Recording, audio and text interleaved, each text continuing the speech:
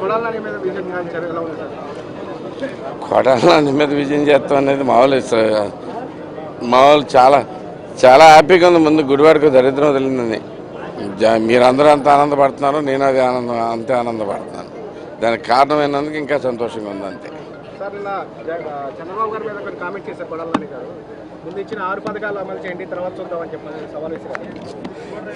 అట్లాంటి వ్యక్తి గురించి మాట్లాడుకుంటూ అనవసరం అండి. వాళ్ళకి డిమాండ్లు కూడా చేసేంత సీన్ లేదు.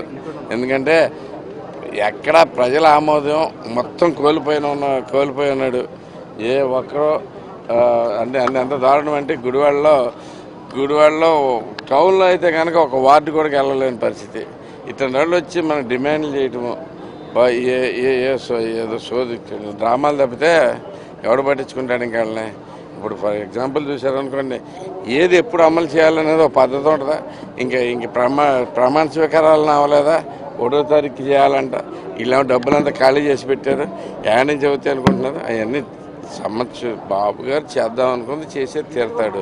4000 పెన్షన్ అన్నాడు. ఫస్ట్ది 4000 పెన్షన్ చేసేస్తున్నారు. ఫస్ట్ 1వ తారీఖు కల్లా స్టార్ట్ అయిపోతుంది. ప్లస్ 3000 కూడా కల్పిస్తానంటున్నారు. అంటే ప్రతిదీ మనం చేసుకుంటూ వస్తూ ఉన్నాం. గతంలో రాష్ట్రం అంతా కొడాలని అనగానే గుడివాడ కొడాలని చూశారు. ఇప్పుడు మీరు ఏదైతే రాము గారు ఎన్నికల రాము కొడాలని ఓడించిన ధీరుడు అన్నట్టు మీకు ఐడెంటిటీ వచ్చిందా? నాకు కొడాలని జోడించిన ఐడెంటిటీ కాదండి. గుడివాడ అభివృద్ధిలో నా భాగం అయితే కనుక నేను ఆనందంగా చూస్తాను. అది మీకు త్వరలోనే తెలుస్తుంది.